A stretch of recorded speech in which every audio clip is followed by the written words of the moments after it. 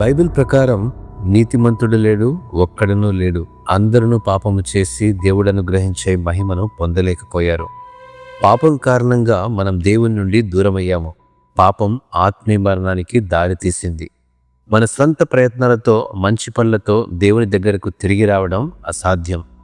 మన సృష్టికర్త అయిన దేవుడు మనలను ప్రేమించి తన కుమారుడైన యేసుక్రీస్తును ఈ లోకానికి పంపాడు. యేసుక్రీస్తు కన్యక గర్భమందు నరావతారిగా జన్మించి పరిశుద్ధమైన పాపం లేని జీవితం జీవించాడు. మన పాపాల కోసం స్వయంగా శ్రమలను అనుభవించి రక్తము కార్చి మనం పొందవలసిన శిక్షను తన మీద వేసుకొని శిలువపై మరణించాడు. ఆయన సమాధి చేయబడి 3వ దినమున తిరిగి లేచి పాపం మరియు మరణంపై విజయం సాధించాడు. ఇదే రక్షణ. ఈ రక్షణ దేవుడు మనకు ఉచితముగా ఇచ్చినటువంటి వరం. అది మన క్రియల వల్ల కాదు, విశ్వాసం ద్వారా మాత్రమే లభిస్తుంది.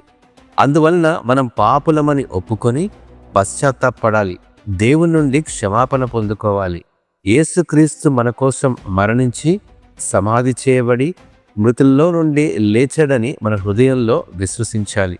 యేసుక్రీస్తే ప్రభు అని మన నోటితో ఒప్పుకోవాలి. మనము నిజంగా పశ్చాత్తాపడి యేసుక్రీస్తును విశ్వసించినప్పుడు దేవుడు మనము రక్షించబడ్డామని మన హృదయంలో నిశ్చయిస్తాడు.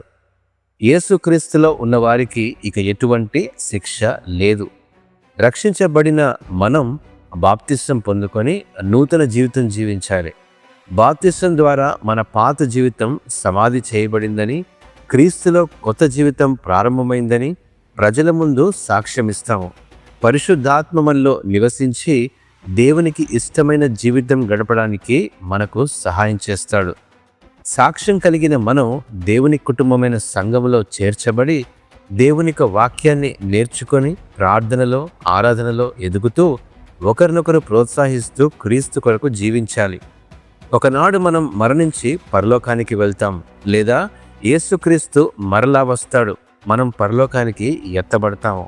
పాపం లేకుండా, బాధ లేకుండా, మరణం లేకుండా పరలోకంలో మనము యుగ యుగాల వరకు ప్రభుతో కలిసి నిత్య జీవంలో ఉంటాము. ఇదే సువార్త. ఈ ఆహ్వానం ప్రతి ఒక్కరికి ఉంది.